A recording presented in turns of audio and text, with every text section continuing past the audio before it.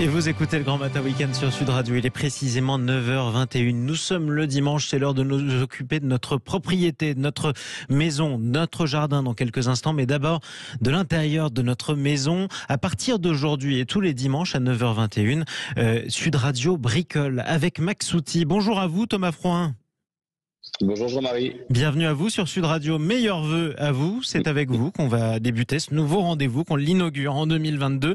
Vous êtes menuisier, vous êtes artisan, vous êtes youtubeur. On peut vous retrouver sur les chaînes YouTube d'une part de la vôtre, Passion Bois, celle de Max Outil également. Et aujourd'hui, pour commencer, vous allez nous présenter votre métier, celui de menuisier. Parlez-nous-en un peu.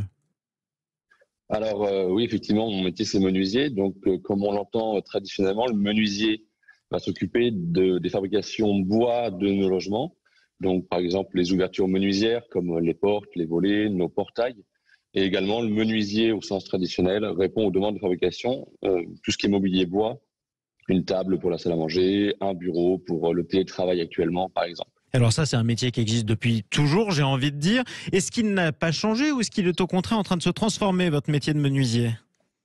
Alors oui, le métier se transforme puisque le menuisier est devenu plus un menuisier agenceur. Alors évidemment, il existe toujours des menuisiers qui fabriquent des volets, des fenêtres, puisqu'il en faut toujours dans le logement. Mais il y a un réel essor actuellement de l'agencement. D'abord dans nos cuisines, ça devient la pièce principale de la maison.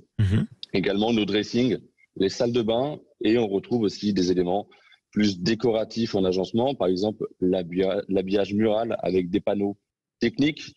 Donc par exemple, ça va être pour intégrer des rangements dans des couloirs, et parfois ça va être pour dissimuler des éléments techniques de la domotique de nos logements. Oui, la domotique, c'est tout ce qui est les commandes de chauffage central, les ouvertures de portail, voilà, toutes ces choses-là. La maison 2.0.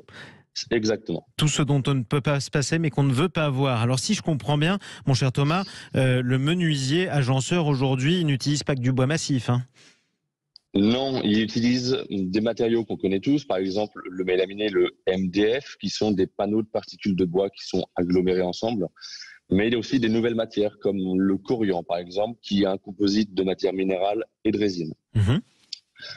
Donc le corian, pour décrire un petit peu, pour que les auditeurs puissent comprendre, c'est, comme je dis, un composite minéral-résine. Il existe une palette de plus de 100 couleurs. On va être sur un matériau qui permet de résister, par exemple, à des températures allant au-delà de 180 degrés. Ah oui. Donc c'est idéal, par exemple, pour un plan de travail de cuisine. On va pouvoir directement poser sa casserole chaude dessus. Sans risquer de faire de traces, quoi. Exactement. Ce qu'on pourrait avoir, par exemple, sur un plan de travail stratifié. Alors, le stratifié, c'est aujourd'hui il y a dans 80% des foyers dans les cuisines, le plan de travail en stratifié. Et on va pouvoir aller un peu plus loin avec ce type de matériaux, puisqu'on va pouvoir, par exemple, usiner au bord de l'évier, usiner les gouttoirs directement dans le plan de travail. On n'a pas de jointure, etc. Par exemple, si on a une cuisine en L, aujourd'hui, on voit un raccord entre les deux plans de travail sur le stratifié. On n'aura plus de raccord visible sur du corian. Oui, ce sera comme une seule pièce absolument massive. Donc du coup, si je vous suis, Exactement. Thomas, vous faites un métier complet, menuisier, et ça vous demande de nombreuses connaissances, et pas seulement dans le domaine du bois. Exactement. Le métier aujourd'hui se dirige vers un métier multidisciplinaire, puisqu'on va devoir parfois intégrer des LED dans les agencements, dans les dressings, avec des séquences quand on ouvre la porte, la LED s'allume. Et on a aussi des quincailleries qui sont de plus en plus techniques. Alors j'entends quincaillerie, c'est par exemple, vous ouvrez une porte d'un placard et la porte vient se dissimuler dans les montants.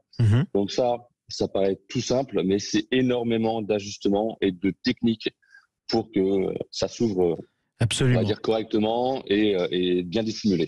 C'est ça, et j'imagine que du coup, l'armoire massive de nos grands-mères, elle n'est plus d'actualité, on est d'accord ? Alors oui, ça se fait encore dans les châteaux, par exemple, tout ce qui est patrimoine historique, dans les chalets à la montagne, puisque ça va être vraiment raccord avec la déco du chalet. Mais l'esthétique aujourd'hui, c'est vraiment une intégration parfaite et discrète du mobilier et des agencements, à la fois utilitaires et design.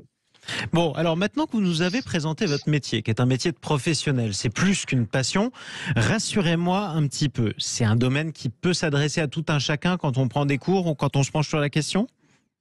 Oui, tout à fait.